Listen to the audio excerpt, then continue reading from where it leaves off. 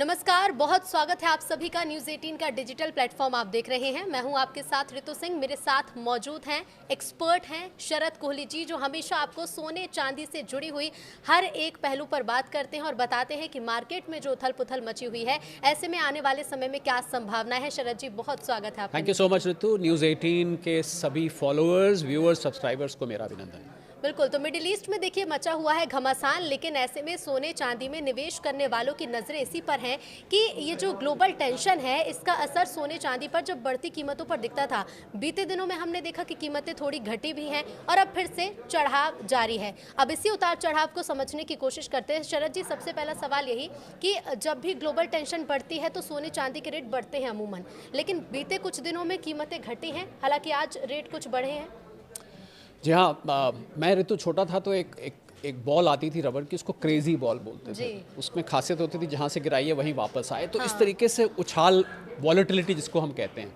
जी हाँ, सोने चांदी के दाम युद्ध में तो बढ़ने चाहिए थे, हम निरंतर उसकी बात करते रहे हैं, पहले भी आपकी पॉडकास्ट में। परंतु यहाँ पर उल्टा दिखाई दिया, क्योंकि युद्ध हुआ खाड़ी में और खाड़ी में होता था तेल। अब मैं रिश्तेदारी बता रहा हूँ आपको इस युद्ध की और इसके खेल की और सोने चांदी की। तो युद्ध हुआ खाड़ी में था तेल चलता था डॉलर से, और डॉलर की डिमांड बढ़ गई। जब युद्ध नहीं हुआ था तो $70 का एक बैरल मिला करता था, यही 120 एक समय पहुंच गया था। तो $50 प्रति बैरल लोगों को ज़्यादा देने पड़ रहे थे। इसकी वजह से क्या हुआ, डॉलर की डिमांड बढ़ गई। डॉलर मजबूत नहीं हुआ, डिमांड बढ़ गई। डॉलर मजबूत तो कैसे हो सकता है, जो देश अपने आप को युद्ध में झोंक रहा है उसकी करेंसी मजबूत कैसे हो सकती है, तो कमज़ोर होती है। पर डॉलर की डिमांड बढ़ने से डॉलर इंडेक्स, आपको याद होगा हमने इसका जिक्र किया है, जिसमें 6 करेंसीज बनती हैं। मैं फिर से नाम ले लेता हूँ जल्दी से। हाँ। British pound, Swiss franc, Japanese yen, euro, Canadian dollar और स्वीडिश क्रोमा। ये 6 करेंसी मिला के एक बास्केट बनती है जिसको हम डॉलर इंडेक्स कहते हैं। ऐसा माना जाता है कि जब जब ये डॉलर इंडेक्स मजबूत होती है और क्योंकि डॉलर की डिमांड बढ़ी तो डॉलर इंडेक्स ऊपर चढ़ गया, उसकी वजह से अमेरिका की जो बॉन्ड यील्ड्स हैं 10 साल के 30 साल के वहाँ बॉन्ड निकलते हैं, वो 4-4.5 के बीच में पहुँच गए। उसके कारण से सोने पर दबाव बनने लगा, क्योंकि लोगों को ऐसा लगता है कि अब क्योंकि डॉलर की डिमांड बढ़ रही है तो डॉलर के एसेट्स में निवेश करना चाहिए। ऐसा लोगों को लगता है, निवेश करना चाहिए। और वहाँ पर जो सटोरिये थे ऋतु, जो स्पेकुलेटर्स होते हैं, उन्होंने धड़ाधड़ सोने को बेचना शुरू किया। जब उन्होंने बेचना शुरू किया तो ETF में, भारत में नहीं है ETFs बाकी की दुनिया में भी है। ETFs में जिन लोगों ने $3,000-3,500 पर सोना लिया हुआ था, उन्होंने जब वो 5,000 से नीचे आया, उन्होंने और धड़ल्ले से बिकवाली शुरू कर दी। तो ये खेल हुआ, क्योंकि डॉलर, और आपने देखा कि जैसे ही क्रूड ऑयल के दाम अभी हाल में 110 से घट के 103-104 पे, और वहाँ से घट के अब $100 से नीचे चले गए। जैसे ही ये हुआ, ट्रंप साहब ने वो ट्वीट डाला कि भाई हमने तो 5 दिन के लिए ये युद्ध विराम घोषित कर दिया है। एनर्जी इंफ्रास्ट्रक्चर पर, इस खेल पे भी मैं चर्चा करना चाहूँगा। वैसे ही ये डॉलर इंडेक्स जो है नीचे आई, 100 से नीचे गई, और आपको सोना फिर $4,000 से $4,500 पर। मेन बात ये है कि हमारे जो हमको सुन रहे वो जानना चाहते हैं, भाई ये सब खेल ऊपर नीचे हो रहा है, करें क्या? और यही आपका मुझे लगता है सवाल भी होगा।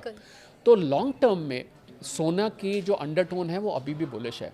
आपको याद होगा मैंने आप ही के शो में पहले बोला था कि आप 2 से 5 साल इसको रखिए। हाँ। तो 2-5 साल में ये सब घटनाएं घट जाती हैं। हाँ। ये एक असाधारण इवेंट है। हाँ। ये एक असाधारण परिस्थिति है।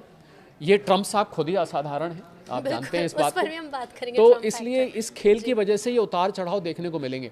परंतु सोना जैसे ही डॉलर अपनी असलियत पर आएगा, आपको ये डॉलर इंडेक्स गिरते हुए दिखेगा। क्रूड ऑयल की कीमतें थोड़ी और ठंडी होंगी, डॉलर इंडेक्स नीचे आएगा, और आपको सोना वापस ऊपर। तो अगर आप सोना लेके बैठे तो सीट बेल्ट बांध के बैठ जाइए। सीट बेल्ट मैंने इसलिए कहा, सीट बेल्ट क्यों बांधी जाती है हवाई जहाज में, क्योंकि जो हवाई जहाज में टर्बुलेंस होती है ना, जिससे आप उससे घबराए ना और कहीं आप उड़ के ऊपर ना चला जाए, तो सीट बेल्ट बांध के आराम से आप निवेश कर सकते हैं लंबे दौर के लिए। हालांकि निवेश की सलाह आपको अपने रजिस्टर्ड फाइनेंशियल एडवाइजर से लेनी चाहिए।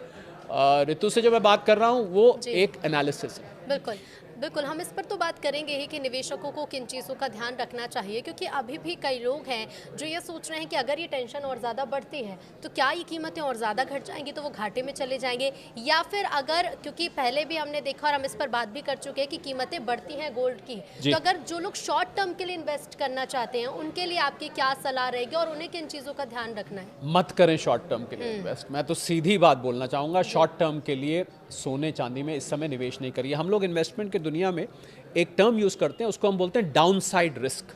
यानी कि अगर अभी आप निवेश करते हैं तो डाउन साइड, क्योंकि 5 दिन की ये जो ट्रम्प साहब ने मोहलत दी हुई है, हाँ। ये 5 दिन के लिए हम इसको युद्ध विराम कर रहे हैं, मान लीजिए 5 दिन बाद उनके दिमाग में फिर कुछ आया और उन्होंने फिर एनर्जी, पावर, न्यूक्लियर और वाटर के प्लांट्स पर अटैक करना शुरू कर दिया, तो फिर आपको क्रूड ऑयल यहाँ से ऊपर जाता दिखेगा और फिर सोने पर दबाव आएगा। तो मैं डाउन साइड रिस्क की बात कर रहा था। इस लेवल से डाउन साइड रिस्क लगभग 10% के आसपास का है ऋतु, जरूरी बात बोलने जा रहा हूँ। अपसाइड रिस्क अनलिमिटेड है। हाँ। अपसाइड रिस्क नहीं बल्कि मैं कहूँ अपसाइड प्रॉफिट की अपॉर्चुनिटी अनलिमिटेड है। हाँ। तो जो लोग लेना चाहते हैं उनके लिए सलाह ये है कि आप थोड़ा थोड़ा करके, जब जब करेक्शन आए आप थोड़ा थोड़ा करके निवेश कर सकते हैं।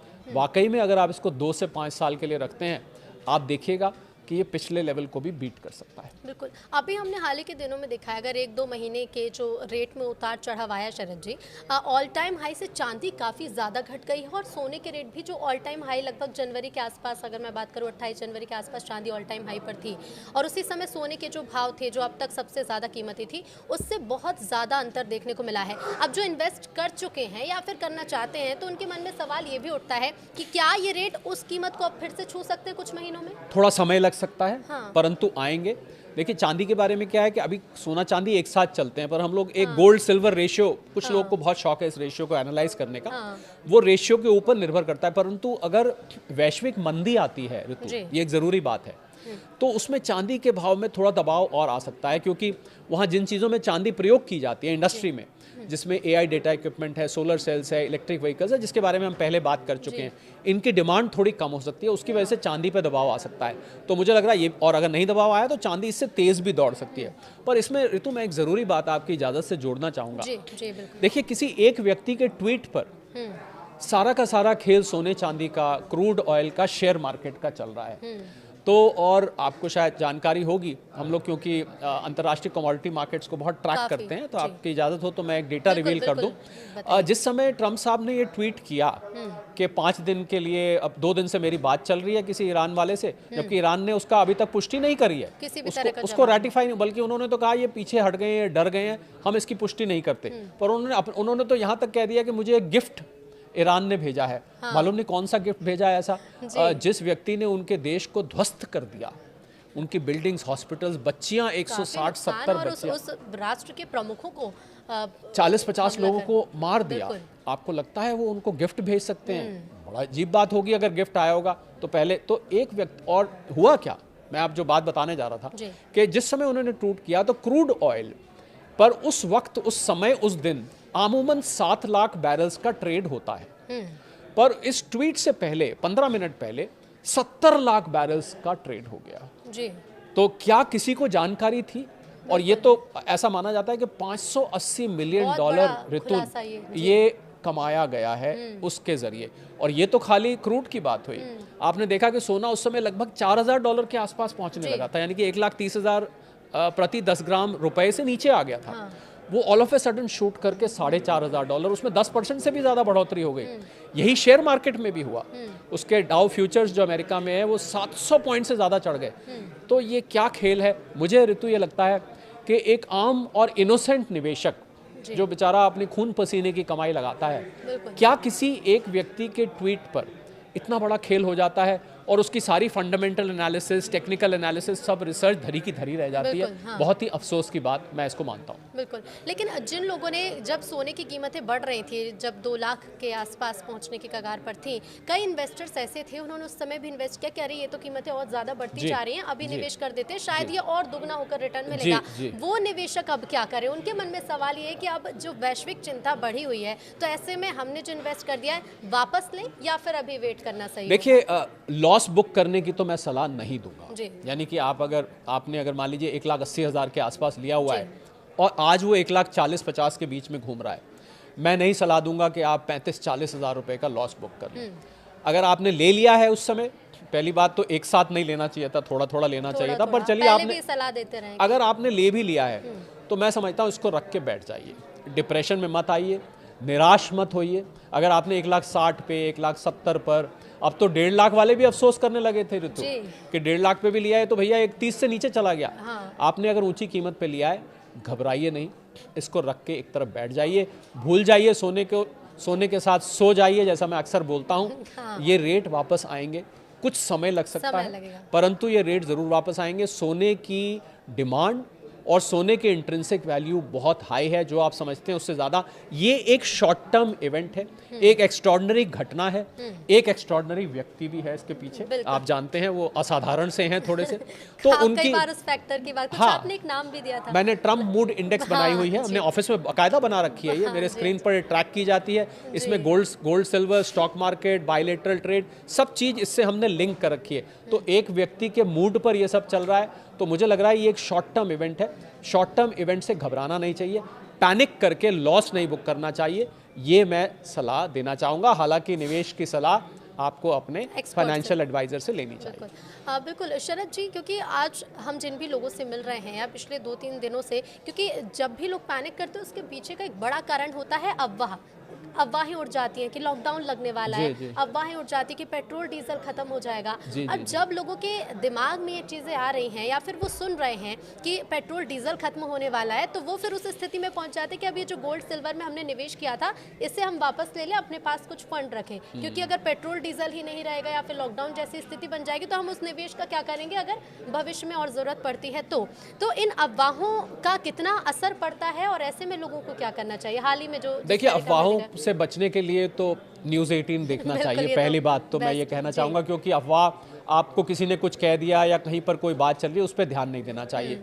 और मुझे लगता है कि देखिए, अगर किसी ने अपने सारे के सारे फंड्स सोने चांदी में लगा दिए होंगे तो वो तो पहले एक प्रिंसिपली गलती कर दी, क्योंकि आपको याद होगा मैंने बताया था कि आपको अपनी इन्वेस्टमेंट फैला के करनी चाहिए, 20% यहाँ 20% वहाँ। मैंने नाम भी लिए थे पिछले, लोग खोल के देख सकते हैं उसको।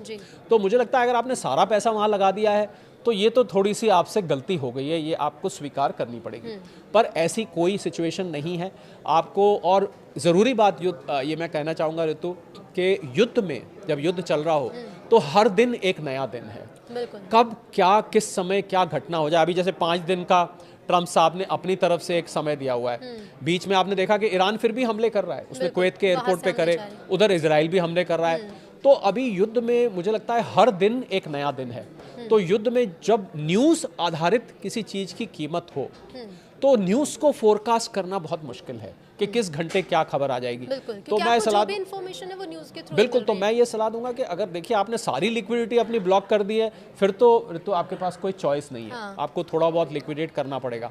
परंतु फिर भी मैं सलाह दूंगा कि लॉस बुक मत करिए, घाटे में मत बेचिए। जो गलती पीछे हुई सो हुई, वो दूसरी एक गलती हो जाएगी। पहली गलती करी आपने कि आपने महंगे में सारा एक साथ ले लिया, अब दूसरी बड़ी गलती ये होगी कि आपने सस्ते में अपना घाटा बुक कर लिया। यानी कि सबसे ज्यादा जरूरी कि थोड़ा धैर्य भरते लोग और बिल्कुल पैनिक ना करें, सब्र करें। वैसे भी आपको याद होगा मैंने बार बार ये बात करी है कि मैं जो बात करता हूँ वो लंबे वक्त के निवेशकों के लिए करता हूँ। मैं शॉर्ट टर्म और ट्रेडर्स के लिए थोड़ा सा कम बोलता हूँ, इसके लिए मैं उनसे क्षमा भी मांगता हूँ। जी बिल्कुल, तो इन्वेस्टमेंट की बात तो है ही शरद जी, और इसके साथ ही साथ क्योंकि अगर तेल संकट जैसे, हालांकि इस पर पेट्रोलियम मंत्रालय ने साफ कहा है कि हमारे पास पर्याप्त व्यवस्था है, ना पेट्रोल की कमी है ना डीजल की कमी है, सिर्फ लोग पैनिक कर रहे हैं। अभी हमने हाल ही में देखा कि पेट्रोल पंप पर लंबी लंबी लाइनें लगी, उसका कारण ये है कि लोगों ने सोचा कि शायद कुछ दिनों में पेट्रोल खत्म हो जाएगा तो चलो स्टोर करके रख लेते हैं। अब जब ऐसी अफवाहें उठती हैं तो इसका गोल्ड और सिल्वर के बाजार पर क्या असर पड़ता है? देखिए, अगर क्रूड ऑयल बढ़ता है तो क्योंकि क्रूड ऑयल 60 से 70% ऋतु डॉलर में ट्रेड किया जाता है, तो डॉलर की अगर ये जो, इसको मैं ना आर्टिफिशियल डिमांड ऑफ डॉलर कहता हूँ, ये असाधारण डिमांड है। तो अगर डॉलर की डिमांड बढ़ेगी तो सोने चांदी पर प्रेशर तब तक आएगा। परंतु हकीकत ये है कि अमेरिका की हालत खराब है, अमेरिका में महंगाई बढ़ने लगी है। गैस, वहाँ पर पेट्रोल डीजल को गैस बोलते हैं, हम लोग लीटर में नापते हैं, वो गैलन में नापते हैं। हकीकत ये है कि अमेरिका की आर्थिक हालत खराब है। ये हो नहीं सकता कि डॉलर मजबूत हो जाए। डॉलर की वॉल्यूम की डिमांड बढ़ रही है, डॉलर की आंतरिक डिमांड नहीं बढ़ रही है। तो जैसे ही ये आर्टिफिशियल डिमांड कम होगी वैसे ही आपको सोने चांदी की कीमत वापस आती दिखेगी। तो कुछ समय के लिए रखिए, कुछ समय इंतजार करिए, आपको ये हकीकतें सामने आती दिखाई देंगी। अच्छा, वो जो एक टर्म आपने दिया कि ट्रम्प मूड इंडेक्स जिसका आप कहते हैं, अभी बीते दिनों में हमने देखा था कि डोनाल्ड ट्रम्प की तरफ से एक बयान भी सामने आया था जिसमें वो ये कह रहे थे कि जहाँ पर हॉर्मुज है तो वहाँ से जो जहाज आने हैं, तो उनका ये कहना था कि हम और भी देशों से अपील करते हैं कि वो भी आगे आएँ क्योंकि तेल संकट ना बने। तो इस तरह की चीज़ें भी निकल कर सामने आई थी, जिस पर ईरान की तरफ से कहा जा रहा था कि जो दबाव बनाया जा रहा है ट्रंप साहब की तरफ से, लेकिन अब ट्रंप बैकफुट पर आते हुए नजर आ रहे हैं। तो ट्रंप के इस तरह से बदलते मूड का, जैसे आपने पहले ट्वीट की भी बात कही, और इस तरह के बयान का क्या असर इस पर पड़ता है? मैं ऋतु, वॉशिंगटन पोस्ट एक बड़ा मशहूर अखबार है अमेरिका का, उसमें मेरे हाथ एक आर्टिकल लगा जो कि 2021 में लिखा गया था। उस आर्टिकल में एक डेटा था, मैं नहीं कह रहा हूँ उस डेटा कि 2016 से लेकर 2020 तक जब ट्रंप साहब राष्ट्रपति थे, उन्होंने 30,573 झूठ बोले।